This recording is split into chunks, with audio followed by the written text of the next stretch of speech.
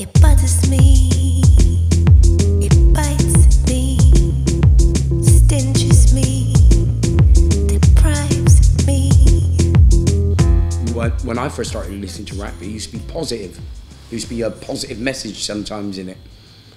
Now, you know, prisons in America are privatized, right?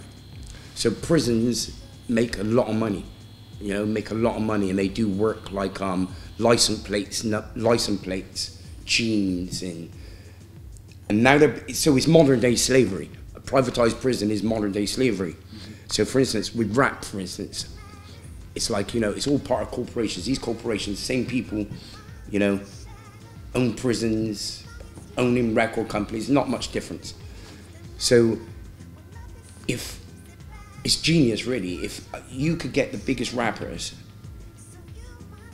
you can control that, where it's only negative what gets through. You make negative to become a fashion. Gangster rap, say. And gangster rap, when I first started, when I first heard, it was people talking about their environment. It wasn't necessarily just promoting gangsterism. But now, if you can brainwash a generation of kids to think selling drugs and having guns is cool, you also keep your prison population going. You keep the modern day slavery going. So it's just huge business, So it's changed a lot.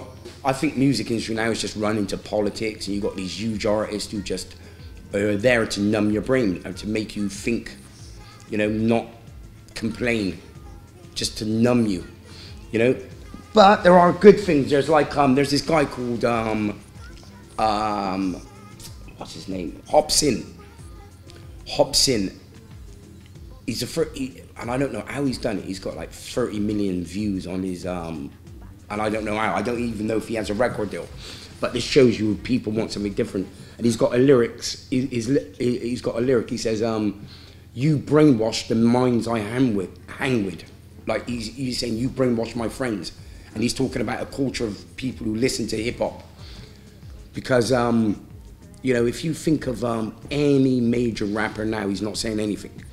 So I think it's just been taken over, and the music industry has been taken over by corporations, bankers. So really, it's pretty bad situation we're in. But hopefully with YouTube and the internet, it can change things, When nothing really matters, when nothing really matters, these broken hearts are shattered. As long as you love me, but something is the matter. When love receives, it matters. These gunshots are the shatter. So you must love me. When I was living in LA, I was with an agency.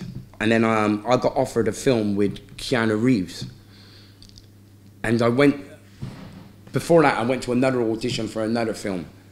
And I just couldn't do the audition in front of the people. I couldn't do it. And the director said, "Look, Tricky, you got the film. All you got to do is recite this." And I said, "Nah, I can't do it." And then I got offered a film with Keanu Reeves. And I said I didn't want to do it. I got no interest in it. And then my agent said, "Well, if you ain't going to do this, maybe we're not the right managers." And then I just thought about that. I thought, really, that's not really a way you should deal with people. And then I thought about it. It's like, why would I want to be in a movie, like a major Hollywood movie, unless it's about something or it means something? The only reason I would do it is money and fame. That's the only reasons for me to do a big movie. Like, I think it was like a 40 million budget movie.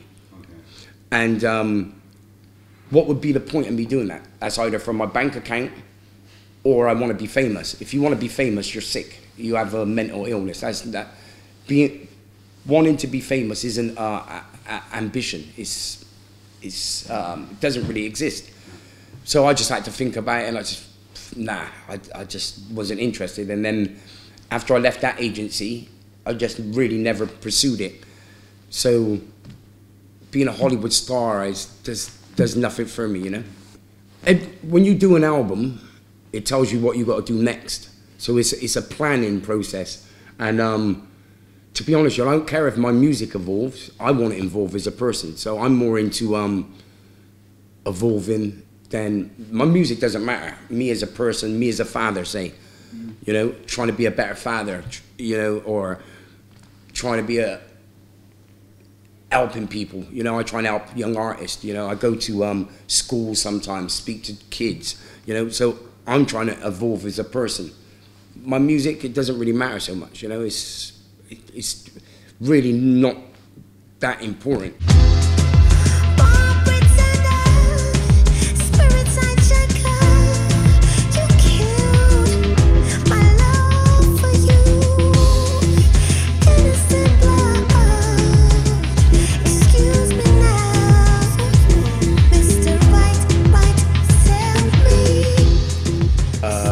A lot of good ones, like, you know, many good ones, as you know, like from weird, as like in San Francisco there's a tricky day given to me by the mayor, which is quite strange. You know what I mean? I can't remember the date of it, but every year there's a tricky day. What's it about? Do you know what? I was at a concert at the Fillmore, and the mayor's assistant turned up, gave me this plaque, this thing in class saying today is Tricky's day, you know, which is a strange one. And then I had a guy in America who was on a life support machine for about 10 days, and his parents played my music to him, and then he come out of it, and I met him at a concert.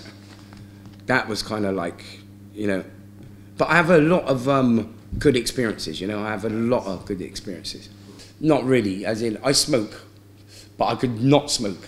You know, I've learned not to, if I want to not smoke, I could do it. Maybe 20 years ago, I couldn't. So I didn't know anything apart.